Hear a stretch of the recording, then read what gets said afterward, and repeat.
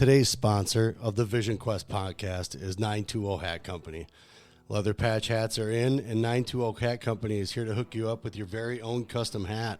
All patches are lasered on top-grade genuine leather and on popular brand hats like Richardson and FlexFit. Whether you're looking to show off your business or want a one-of-a-kind hat for yourself, 920 Hat Company can do it all. All the hats are handcrafted right in the Fox Valley, but worn across America. With over 500 hats in stock, they guarantee fast turnaround times.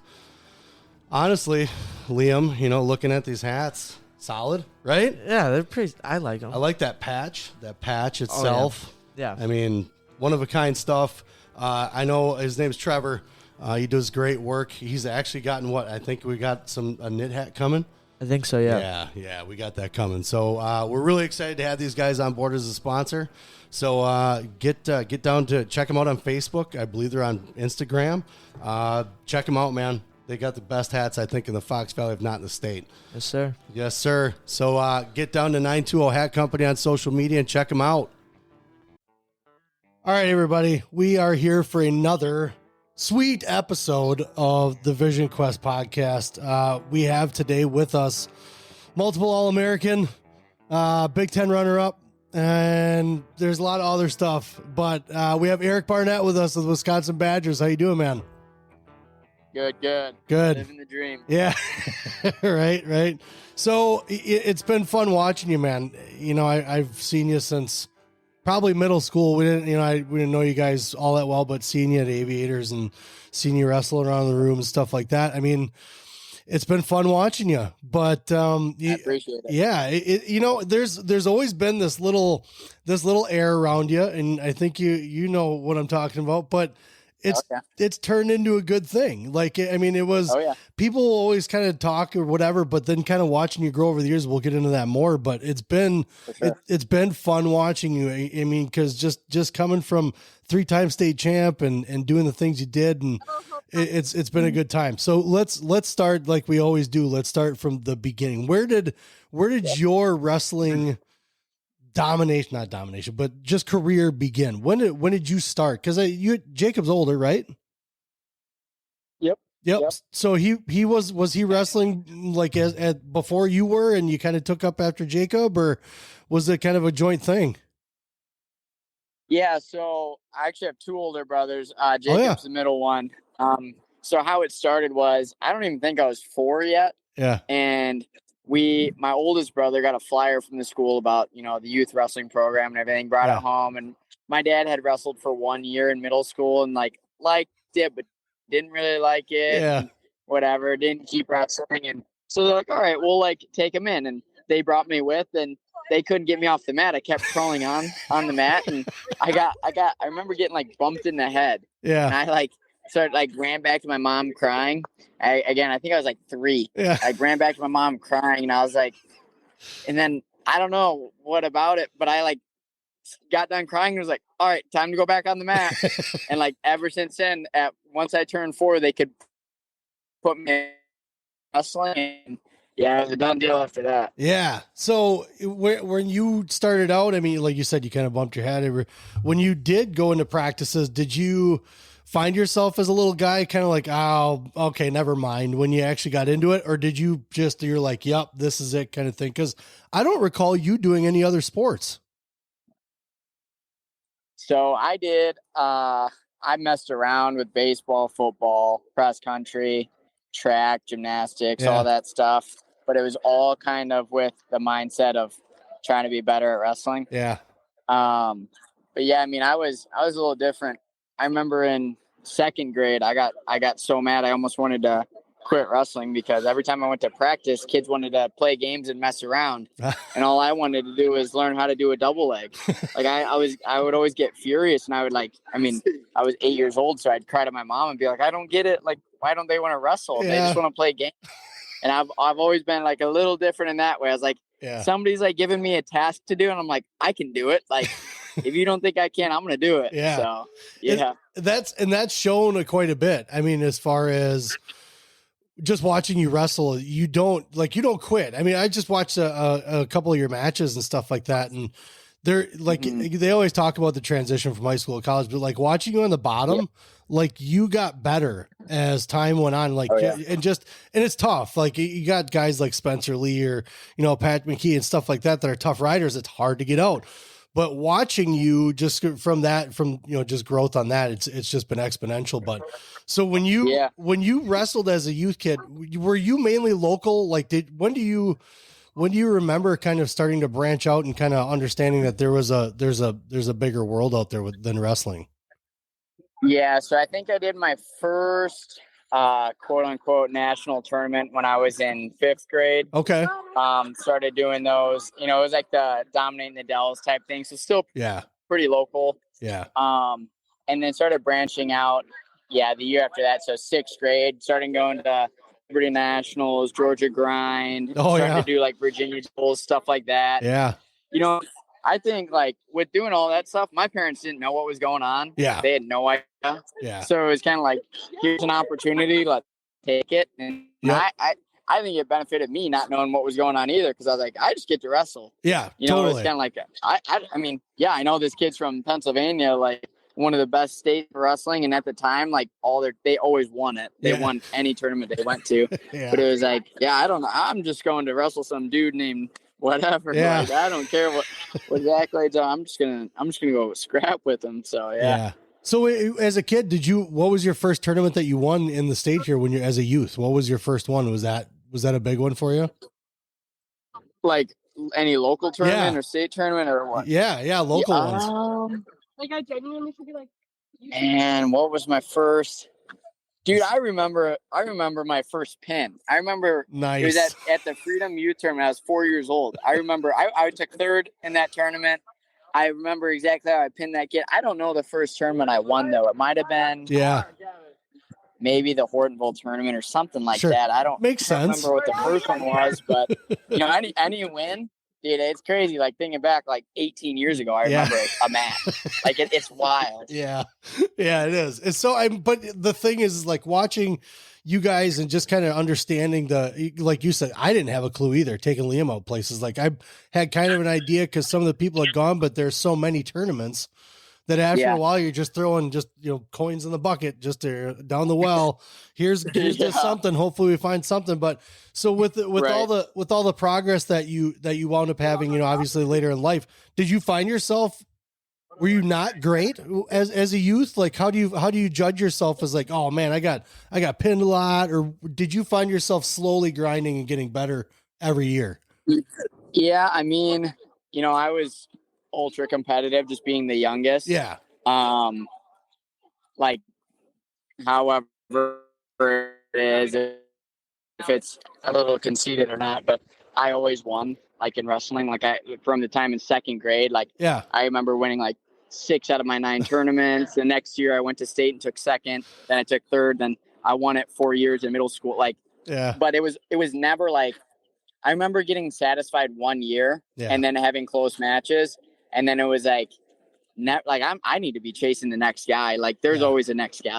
Yep. So it's like, I remember I think it was my 7th grade year where I was like, I'm content. Like, you know, I'm winning everything. And then I had some close and actually took some bad losses for, you know, middle school. Right. Yeah, but it was kind of like, and my dad always helped me, like not really knowing the wrestling thing, but knowing about like being a competitor and being a leader and helping me with that. And like, dude, there's always another guy to chase, whether you're freaking the top dog at the time or you think you are, like there's always that next guy. So you had a really good, I mean, middle school and youth and stuff like that, but you had a really good high school career. I mean, it was solid. I mean, you were wrestling at Who's Number One, everything like that. So let's start out freshman year here. What were some of the bigger moments your freshman year? I mean, that's like we talked about, even from high school to college. Middle school to high school is a big transition. So did you find yourself prepared? You know, kind of watching Liam a little bit, and what we did was like, hey, all right, you know, we took the right steps. Did you find yourself able to step up to that level? Yeah. So, I mean, obviously it hurt to not win it, right? That's obviously the goal as a freshman coming in, like an expectation and wanting to be a 4-timer. But I think like I definitely wasn't ready just because I didn't weigh 106 pounds, let alone the guys cutting weight. I weighed in I think my biggest wane was 101. So it was like, I knew I was small. I knew I was like already at kind of a detriment in that aspect of the wrestling world. But I think like for the last 7 years since then of my career, losing in the state semis was the greatest thing that ever happened to me. Okay. Because I remember my sophomore year, my training was so focused because I trained right next to a picture of Brady Kuntz on top of the podium. Nice. And I saw that picture every single day when I went to drill. And I was like, never again. Like, that will never happen again to me. Yeah. Like, I will win these next 3 state titles. And, you know, obviously college, then we get to college, and that's a whole different animal. Yeah. But, yeah, I mean, I don't know if I was necessarily ready in the way of, like, physically. Like, I was not matured at all. Sure. But confidence level was good. You know, I started out strong. I remember my second match, I bumped up a weight and beat a returning state finalist. And I was like, okay, you know, I can do this. Yep. And I got a little funny story about that too. Which, you know, my dad loved to play mind games with me because he knew he could motivate me. He kind of knew how like I was wired a little bit, but he told me before our first Pulaski duels, he's like, yeah, dude, I mean, you know, don't get ahead of yourself. I don't know if you're going to go 500 this year. Like, and I was like, what did you just say to me? Like, there's no way you think that. And then like, I get off the mat after that match. I was like, 500, huh? And he's like, I motivated you, didn't I? Like, I told awesome. Dude, like, he just played mind games with me like that. But it always, because I was always a guy like, I'm going to prove you wrong. Like, you say something about me, I'm going to prove you wrong. So, yeah. Hell yeah. That was awesome. Hell yeah. So obviously a little bit of sadness, whatever, freshman year, but sophomore year, you kick it into gear. Junior year, you know what the goal is again, right? What were some of the tougher matches from your junior year? Yeah, so my junior, you know, like that junior slump people talk about. Yeah. It's a lot like my 7th grade slump, right? You know, it's a little bit of learning lesson, but you get into the world of girls and all that stuff, and you get a little distracted, and you know, my focus wasn't completely in it. And I remember having a couple 1 or 2 point matches, and you know, I controlled the matches, but people look at the score and they're like, oh, what's happening with this guy? Like, you know, he's not beating this guy by as much as he should. So, you know, that was another thing. I was like, I won the matches, but in my heart, like, I know what the truth is. Yeah. Like, I haven't been doing the right things. Like, you know, if a college is looking at me, you think they're really excited that I beat this kid 3-2? Yeah. Like, no. But yeah, so my junior year, definitely a couple close matches, but again, set me up, propelled me for my senior year to really dominate. And totally. Yeah, I think your senior year, there's really not a question of what was going on. You were winning. So, I mean, with that being said, going through high school, I mean, you had number one, you got a good support system. I know your parents have always been really supportive of all you guys, which no matter whichever one was wrestling. But then you also had a really good coaching staff. You know, you had absolutely, you know, having Chris Genrich and stuff like that around, and his philosophy in the room, and he recognizes those, and it amazes me just the way that he is as far as how long he's been teaching around kids, and he's that motivator. Yeah, you know. So absolutely, yeah. When you guys were kind of going through ups and downs, I mean, how was Coach motivating you? Because he knew you a little bit too. I mean, was he kind of there with Dad a little bit, maybe kind of saying, "Hey, I don't know. I mean, let's stay over here, stay in your lane," kind of thing. Was he like that too? Yeah, so I think G was like almost in a way like an over optimist, like in a good way. Yeah, I loved it. Like he always told me, and he still tells me for college, the rankings are never right until there's a number one next to your name. Yeah, and in high school, I was like, man, you really think that? But he held me accountable. When I said I was going to do an extra workout, like he put me through it. He was in there at 5:45 every morning or 6:15 or whatever time he had to be up to open the gym up. Dude, he was there, like clockwork. Like it was almost a routine. You know, my senior year when I really dialed it in for like Super 32, who's number one, all that stuff. And my junior summer, getting into my Fargo training and stuff, dude. Like it was like, so my dad was kind of like the prove me wrong type guy. Like, I'm going to say something to you, you better prove me wrong. And G was like, dude, you can do it. Like, not even you can do it. Like, you will do it. He believed it 100%. Yeah. And I'm like, you know what? I'm going to prove my dad wrong, which he's doing it with love. 100%. Right. Yeah. And G's like doing it with love. Like, dude, I know you're going to do it. Like, I can predict the future. Yeah. Like, I know you're going to do it, but you still got to show up at 5:45 in the morning to do your extra workouts. That's right. Like, it's not going to come to you easy, but yeah. Those are good.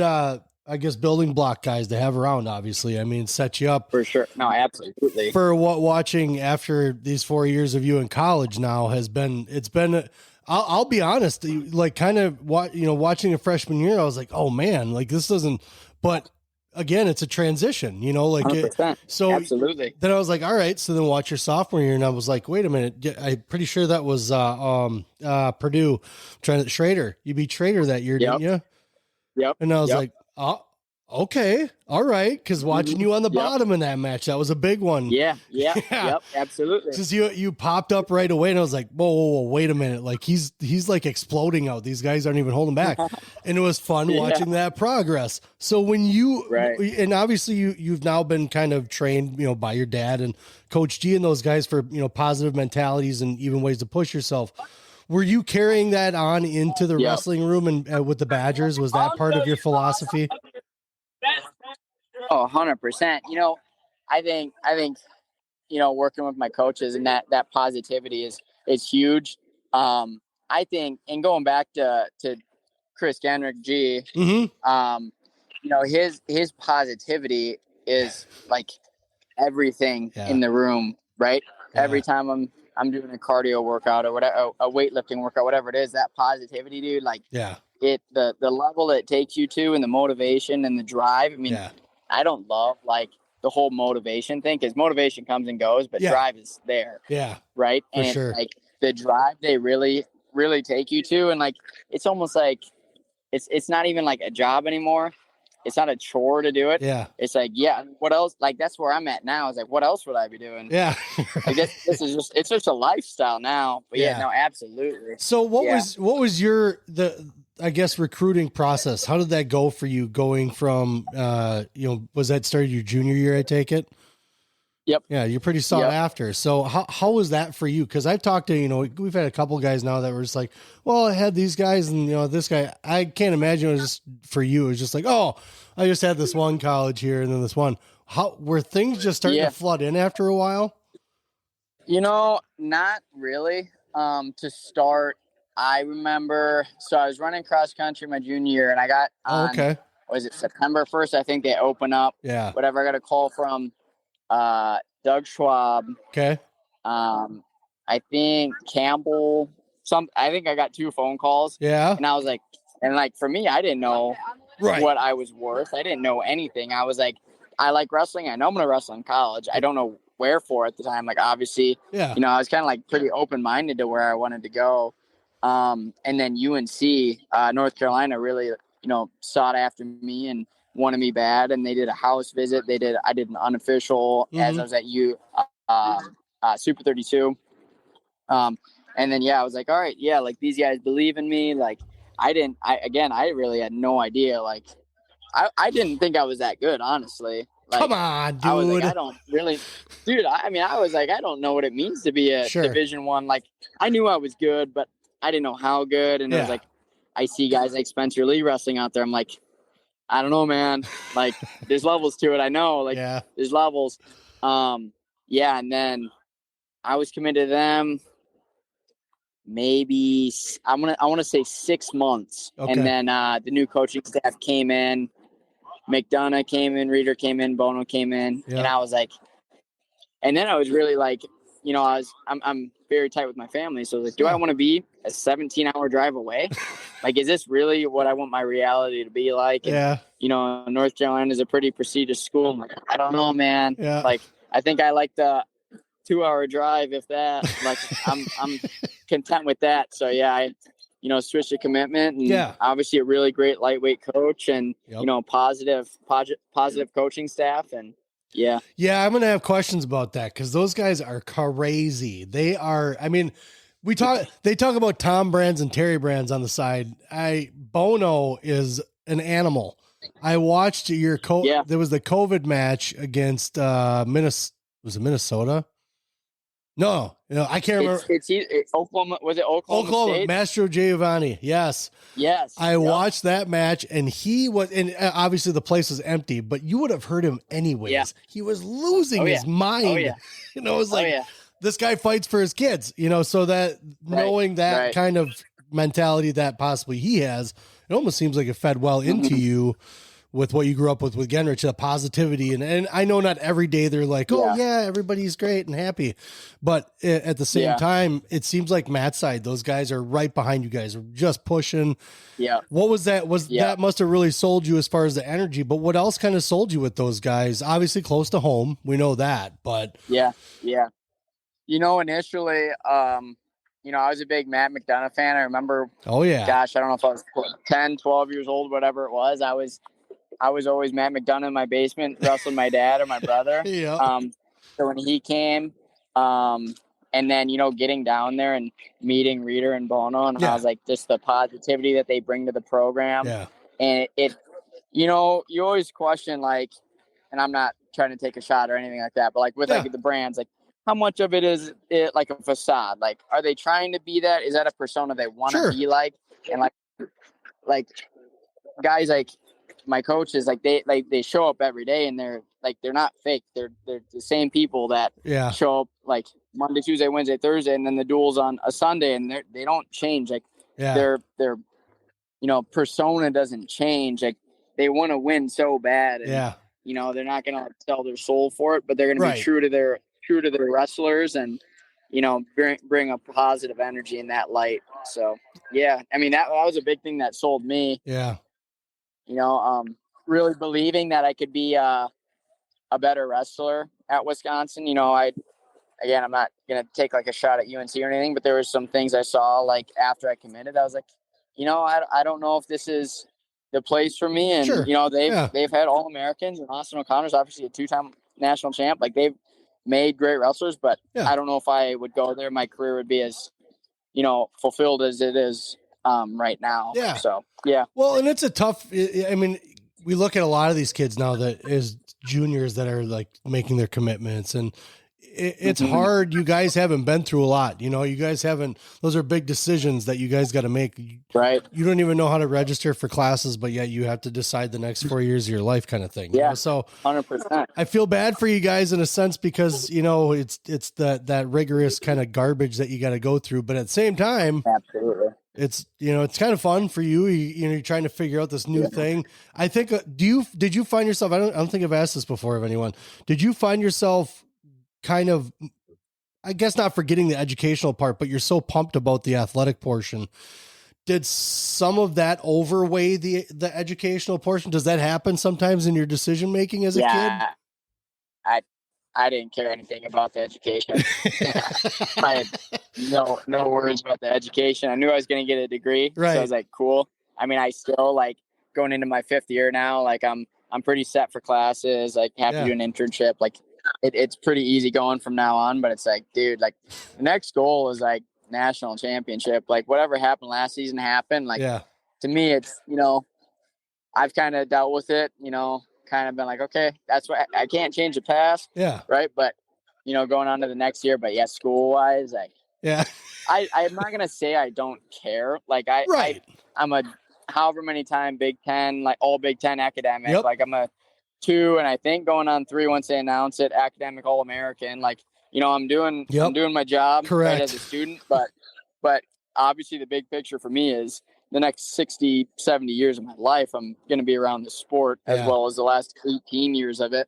So, that's my main focus. I don't ever want to work in an office, nothing like that, unless the office is, make your own office, man. Next to my name. Yeah. That's right. Right. That's right. 100%. So with you coming from, Wisconsin and from the Fox Valley area here, there are a lot of kids that listens. What would you give, let's say just even a freshman, maybe, any kid that's in high school that is, you can like, that you're going to be going on to college, stuff like that. But what kind of advice would you give a kid that is looking at that next step going into college and thinking about wrestling, not even thinking about it, they know they're going to, what kind of advice would you give them based off of what your path was? Yeah. So I would say, learn to have fun. Mm-hmm. Get with a senior leader, one of the older guys, that you can follow and really like see they live the lifestyle like day in, day out. Yeah. I mean, I remember my freshman year, I didn't do all the right things, and the results showed. And it was like, I was at Wisconsin, and alleged #1 party school in America, and I was like, oh, dude, this place is sick.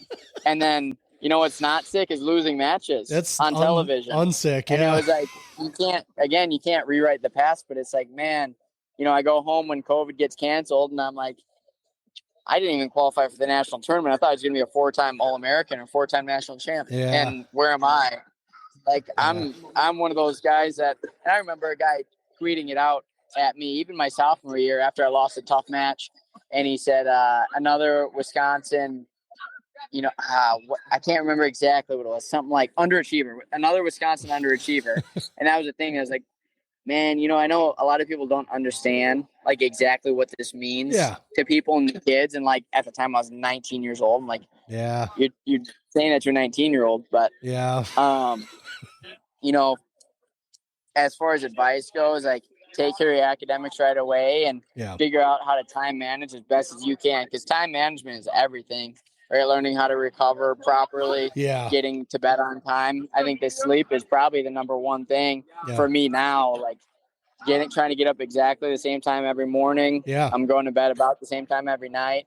Putting the right food in my body and listening to my body better than like, I go through a 5-6 day week of hard training and then I finally get an off day. So I want to party. Like that's just not listening to your body. And, it comes again, like it comes with the maturity aspect of it. And I had my fun. So it's easy for me to be like, I don't need to do that anymore. Right. But again, the biggest thing, I guess the biggest advice is winning is fun. Yeah. Right. Right. Right. Like losing sucks. Anybody can drink, but not everybody's going to win. Yeah. Right. You want to be the one that wins. Like, unless you're winning something drinking, it's just not really worth it at all. Like you gotta put money on the line. But so with that being said, what were your, like, I guess some of your bigger moments? Cause watching some of those matches you won. I watched the Spencer Lee match and I was like, shit, that's right. He turned him. Oh yeah. You got points. So to me, like watching a guy that I know, there's a couple guys I watched, wrestle some Iowa guys. I'm always on the side of the Wisconsin, the guy that I know, and watching you wrestle Spencer, whatever people want to make for predictions, like, I don't even care. Just score some points. You score some points. You're like fucking up there in my book. It doesn't even matter. And watching the turn, I was like, oh, he turned him. Holy shit. So that was a fun match to watch. What were the bigger, better moments for you in college so far? Yeah. I mean, turning Spencer was definitely one of them. Yeah. It was a weird thing for me because I just about got tech pinned by him. Yeah. And I went off the mat and I was like, you know what? If I wrestle that guy, I think I can beat him. Yeah. Like I was like, I understand, freakishly strong, like, super good on top, obviously, but like feeling it, I was like, okay, I get it. Yeah. Like I understand kind of where we're at now. Felt good, neutral. Like he won a scramble in the late in the first, I think. That was, another 2-2, and it's like, okay.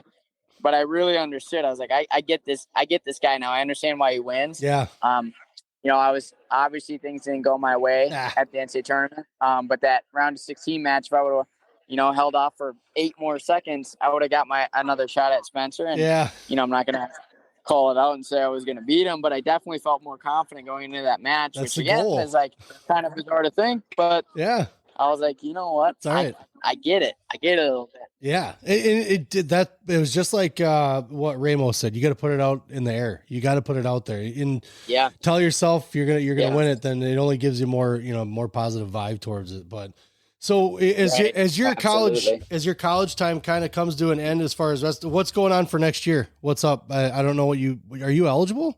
No. Yeah, I got another year. Nice. Yep, so I'm taking it. Finishing my undergrad. Okay. Yep. Yeah, for sure. So sweet. I mean, this is like, I'm always like, everybody says like they, I guess if we're going to put it out in the air, right? Everybody says they want to, be an X-time national champ or they want to win a national title or anything. But like, this is the first time like into my training where I've really been like, it's not an option not to. Right. like, especially watching the NCAA tournament, like with the end result of it, I was like, dude, like those 7 guys on the podium or 8 guys on the podium, however many returning, I think only 3 or 4, but I'm like, yeah, I can beat them 365 days of the year. I'm like, right. I just have to do it. Yep. Like that's what it is. Obviously, like a couple lifestyle changes and nothing like crazy, but you know, I'm trying to manage weight and do everything right. Sure. And, you know, really dialing it in, but like kind of getting a little crazy about it now, right? Because I'm basically done with my undergrad. I'm like, yeah, might as well send it, you know, see how crazy we can get. And right. when I win, everybody can be like, oh, he's nuts. Yeah. But I'm a national champ. Right. So it doesn't matter. Like, so yeah, going into this next year, it's like, you know, it's like, it's not a want for me anymore. It's like a need to. Like I need to, and I'm going to. Like, yeah. That's really what it is for me. So there's obviously a lot of crowd noise when you're wrestling, you know, wrestling at Carver, things like that. And you know, sure. Knowing some of the high school stuff, like what do you feed off of the most? So there, you know, you had that one guy tweeting saying another Wisconsin, you know, underachiever, whatever it is.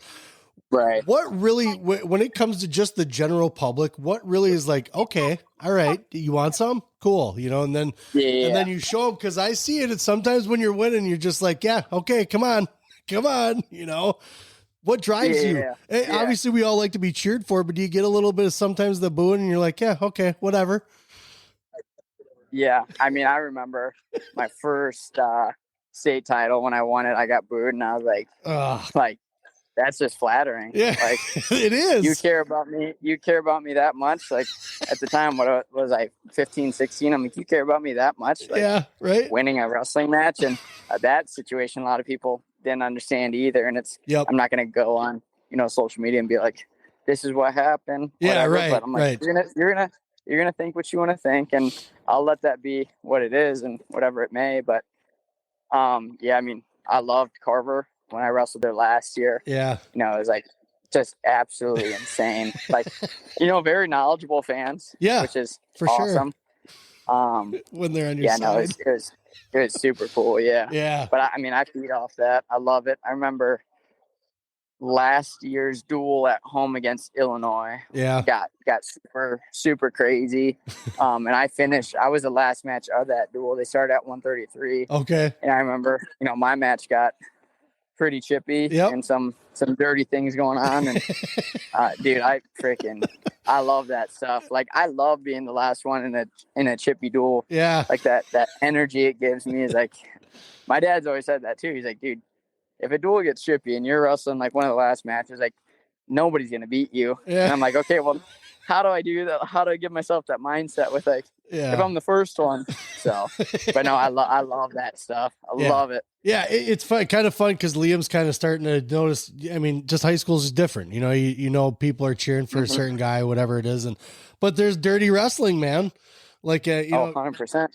Kids like youth and middle school and stuff like that. They just kind of do little things here and there, but Liam got punched in the face more last year than he ever has throughout his middle school and youth career. Yeah, that's crazy. So it's just kind of nice.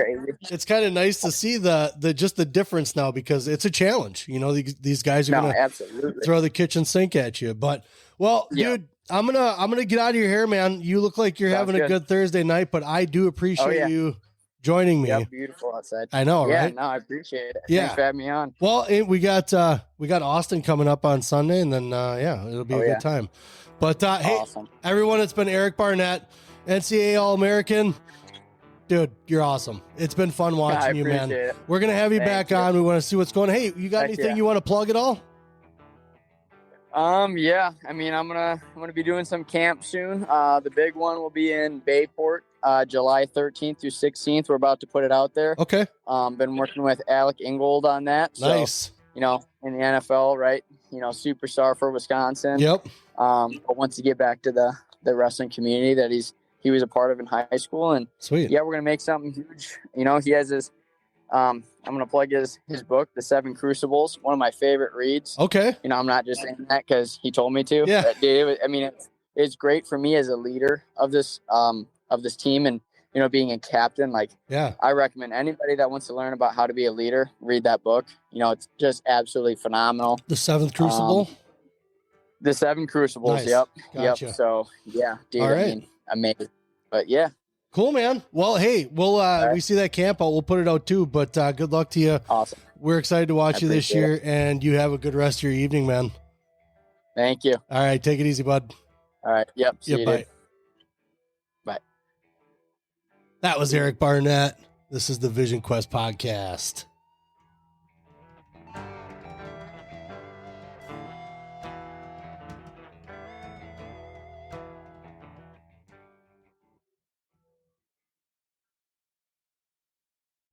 All of our episodes are brought to you by Appleton Tattoo, located at 117 South Appleton Street in Appleton, Wisconsin, right off the main drag on College Avenue. You can't miss them. I've had some work done. I have a Celtic cross that covers my back that was done by Jason. We're not done yet. Jason Winans and crew, the artists that he have there, those guys are the best in the Fox Valley. They are definitely one to go to if it's something that you've just been kind of throwing around. They'll make you feel comfortable. It's a very clean environment, very nice crew, and very willing to get done whatever you need done when you need it done. You can message them on Facebook. I know they're on Facebook. You can give them a call at 920-604-8289 and get in touch with Jason Winans and crew at Appleton Tattoo, located again in Appleton, Wisconsin at 117 South Appleton Street, right in Appleton. Very flexible hours, great crew, clean environment again. I would not send you anywhere else except for these guys. Appleton Tattoo.